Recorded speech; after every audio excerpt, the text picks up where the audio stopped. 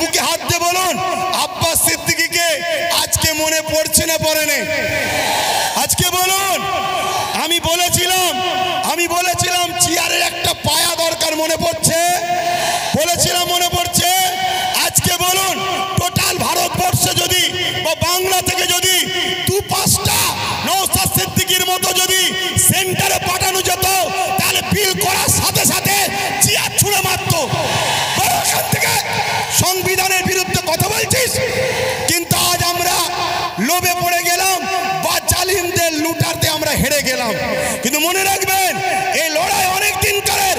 আগামী দিন অস্তিত্ব বাঁচাবার জন্য যেমন আমাদেরকে রাজপথে সংবিধানের অধিকার নিয়ে লড়াই করতে হবে, ঠিক তেমনি সংবিধানের অধিকার নিয়ে নিজেদেরকে বাঁচার জন্য, নিজেদের অকাপ বাঁচাবার জন্য একটা চেয়ারের পায়ারও দরকার আছে না নাই?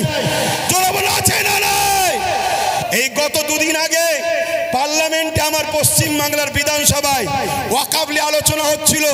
বড় বড় দাঁড়িয়ে রাখা মৌলভী সাহেব কলকাতায় দাঁড়িয়ে বড় বড় ফুটানি দিচ্ছিল, ওর মধ্যে ঢুকে একটা ওয়াকফের পক্ষে কথা বলেনি, একটাও কথা বলেনি।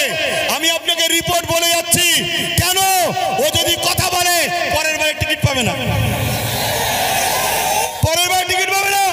তাহলে এইরকম যদি মুনাফিক মুসলমান আমাদের মাথায় বসে থাকে, তাহলে আমাদেরকে লুটবে না তো কাদেরকে লুটবে? তাহলে এর জন্য আমাদের দোষ আছে না নাই? আগামী দিন বাচ্চাদের ভবিষ্যতের স্বার্থে, কেন ওয়াকফ হলো সব থেকে বড় ইস্যু, এটা যদি মিটে যায় তোমাদের সব অস্তিত্ব মিটে যাবে।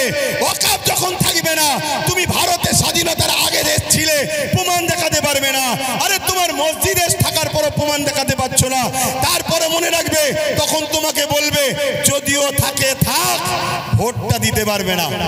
মনে রাখবেন, বিগত দিন যা বলেছি আজকে সেটা ঘটছে না ঘটেনি।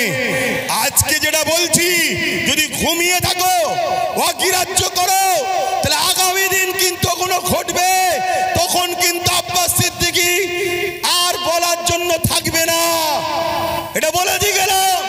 এ লড়াই আমাদের জীবন মরণের লড়াই, এ লড়াই আমাদের বাচ্চাদের লড়াই। মুসলমান আমার কওমের ভাইরা, ওটা অন্য সমাজের মানুষের সঙ্গে ওয়াকফ নিয়ে নিজেরা বন্ধুর মতো আলোচনা করো, তাদেরকেও বুঝাও যে ভাই, এ লড়াই কোনো হিন্দু মুসলমানের লড়াই নয়, এ লড়াই অন্য কোনো জাতি ধর্মের বিরুদ্ধে লড়াই নয়।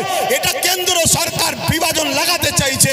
এ লড়াই আমার অধিকার, আমার যেটা গণতান্ত্রিক রাইট, আমার সংবিধানের রাইট, এই রাইটকে কেন্দ্র সরকার লুটছে।